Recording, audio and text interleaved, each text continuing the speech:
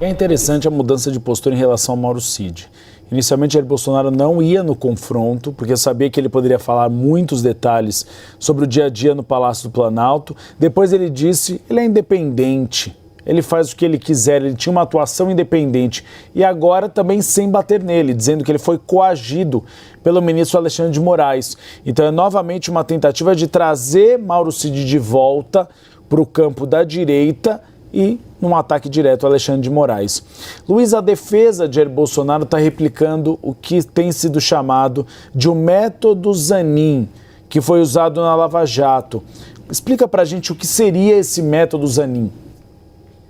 Uribe, é bem simples, né? A gente lembra que Cristiano Zanin, que hoje é ministro do STF, foi advogado de Lula durante a Operação Lava Jato e foi o responsável pela estratégia jurídica que acabou emplacando, né, no Supremo Tribunal Federal e livrando o presidente das acusações da Lava Jato e permitindo, então, que Lula pudesse voltar a ficar elegível, né? O que permitiu, em última análise, a eleição do presidente em 2022. E a defesa de Bolsonaro, ao contestar a denúncia da PGR sobre a tentativa de golpe, usou muito dos argumentos que foram utilizados por Zanin para enterrar, digamos assim, de uma maneira informal, a Operação Lava Jato. E aí eu fui ver algumas delas, né? Para além do que a Clarissa estava falando sobre a tentativa de descredibilizar as delações premiadas, uma estratégia que também foi usada por Lula ali na época das delações dos executivos da Odebrecht, por exemplo, há uma série de outras estratégias semelhantes, né? A primeira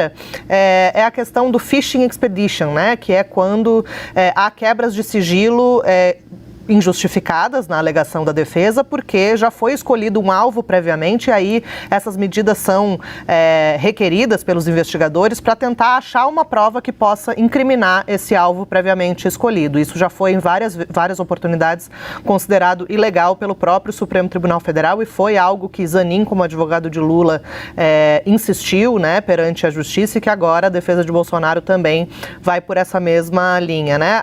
O Pedro estava falando que a estratégia de Bolsonaro foi um pouco diferente da dos demais e não pediu diretamente ali a declaração de suspeição ou impedimento do ministro Alexandre de Moraes, que é o relator. Mas na prática, Uribe, a defesa pede sim para que Alexandre de Moraes não participe do julgamento final, pedindo, por exemplo, a implementação da chamada figura do juiz de garantias, né? Para que Moraes, na avaliação da defesa, Moraes, como atuou durante todo o processo como um juiz instrutor, não poderia agora, no fim do processo, atuar como um julgador, né? Não poderia, então, participar do julgamento. Então, por mais que ele não tenha pedido o impedimento ou a suspeição, ele, na prática, pede que Moraes, o advogado, né, pede que Moraes não participe do julgamento final. E aí, inclusive, o Celso Vilardi, que é o chefe da equipe jurídica de Bolsonaro, ele cita expressamente, em relação a algumas questões que remetem, né, à Lava Jato, cita expressamente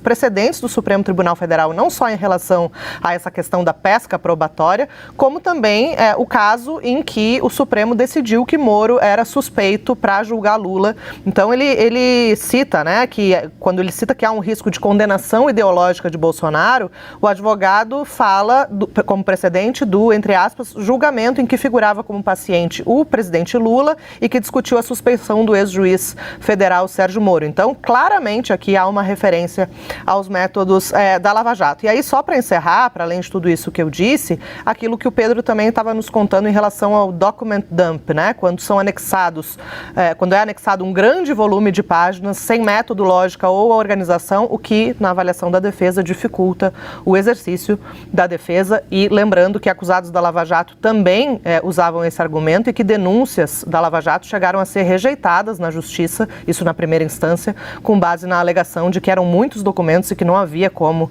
as defesas acabarem se preparando para defender cada ponto dessas milhares de páginas. Então há algumas semelhanças bastante claras, o que é bastante curioso, né, visto que Bolsonaro sempre foi uma figura que exaltava, né, os trabalhos da Lava Jato e criticava como essa operação acabou enterrada pelo Supremo Tribunal Federal.